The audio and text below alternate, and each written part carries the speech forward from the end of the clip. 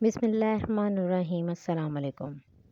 मुझे उम्मीद है मुझे देखने वाली मेरी प्यारी ऑडियंस खैर खैरियत से होगी।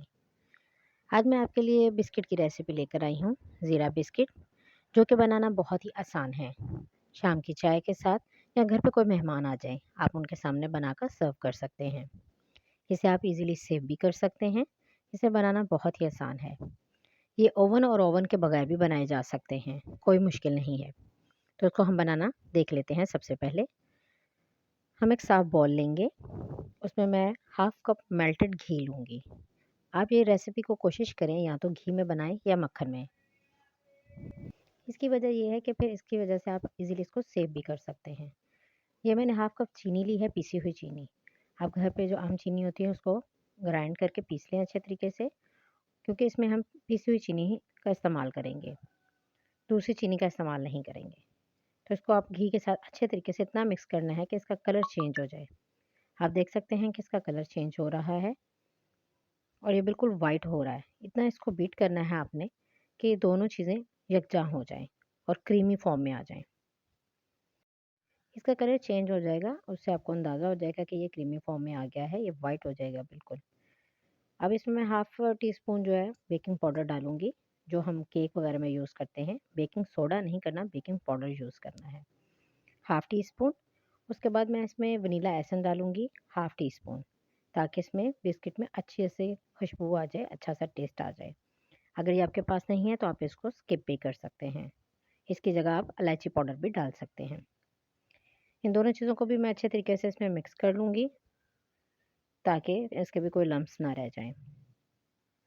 अब इसमें मैं ज़ीरा लूँगी, तकरीबन 1 टीस्पून, वो भी इसमें मैं डाल दूँगी, क्योंकि हम ज़ीरा बिस्किट बना रहे हैं, तो वो भी मैं इसमें डालकर मिक्स कर लूँगी। जब सब चीज़ें अच्छे तरीके से मिक्स हो जाएंगी, कोई लम्प्स वगैरह नहीं होगा, तो इसमें मैंने तकरीबन 1.5 कप के करीब मैदा डाला है।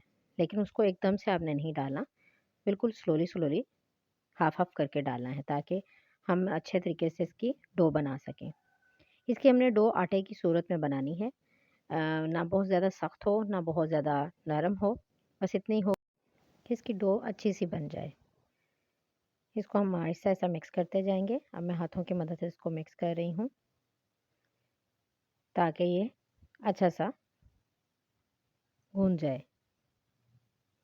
इसी दौरान जो लोग मेरे चैनल पर नए हैं, उनसे मेरी रिक्वेस्ट है कि वो मेरे चैनल को लाइक करें, शेयर करें और सब्सक्राइब करें, और साथ लगे हुए बेल आइकन को ज़रूर प्रेस करें, ताकि मेरी हर आने वाली वीडियो का नोटिफिकेशन उनको मिलता रहे।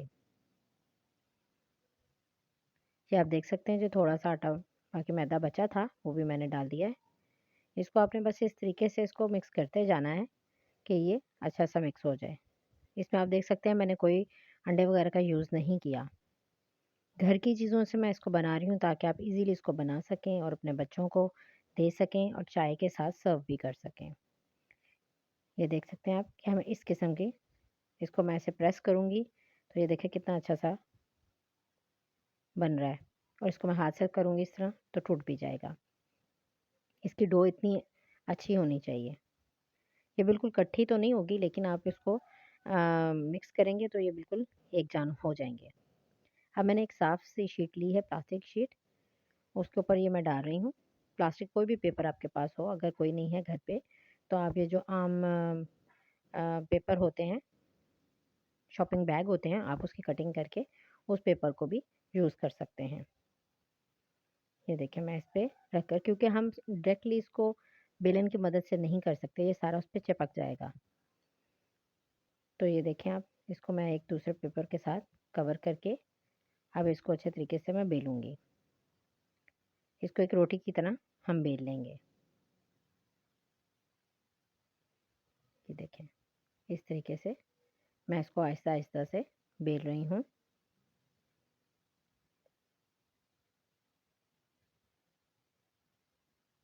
कोई भी आपके पास कटर है, आप उसके साथ इसकी कोई भी लुक दे सकते हैं। अगर आपके पास वो कुकीज़ कटर हैं, आप उसके साथ बना सकते हैं। इसको बनाना बहुत ही आसान है, लेकिन मैं इसके लिए ये छोटा-सा ग्लास है मेरे पास स्टील का, मैं वो यूज़ कर रही हूँ। अगर आपके पास ये नहीं है, तो आप कोई ढक्कन वगैरह भी यूज़ कर सकते हैं, या छुरी की मदद से चौरस शेप में भी कटिंग कर सकते हैं।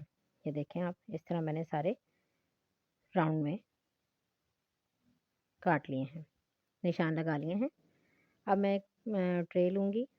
ये मेरे पास केक वाला जो पैन था वो पड़ा हुआ था, मैं उसी में बना रही हूँ। अगर आपके पास ये है तो ठीक है, वरना आप कोई भी देचकी का ढक्कन लेकर उसको भी ग्रीस करके उसमें भी रख सकते हैं। इसके लिए ज़रूरी नहीं कि आपके पास बेकिंग ट्रे हो या कोई सांचा होगा तभी आप बिस्किट बना सकते हैं। घर की चीज़ों के साथ ईज़िली आप इसको बना सकते हैं। इसको मैं अब इसमें रखकर सर्व करूँगी, ठीक है? मैंने इसको तकरीबन 15 मिनट के लिए बेक किया है ओवन में। अब इसके आप ये फाइनल लुक देख सकते हैं। ये देखें कितने ज़बरदस्त बन के तैयार हो गए हैं। 15 से 20 मिनट के अंदर ये तैयार हो जाते हैं और ये देखें कितने क्रिस्पी भी हैं, बिल्कुल बाज़ार के जैसे ज़ीरा बिस्किट लग रहे हैं, ये देख सकते हैं आप। इसकी लुक भी देखें, पैक से भी कितने अच्छे हैं, ज़रा भी नहीं जले और बिल्कुल बेकरी स्टाइल के हैं। तो मुझे उम्मीद है कि आपको मेरी रेसिपी समझ भी आ रही होगी। अगर आपको मेरी रेसिपी समझ ना आए या कहीं पे कोई प्रॉब्लम आए तो आप मुझे कमेंट करके पूछ भी सकते हैं। नेक्स्ट वीडियो में मिलूँगी। अल्लाह हाफ़िज़।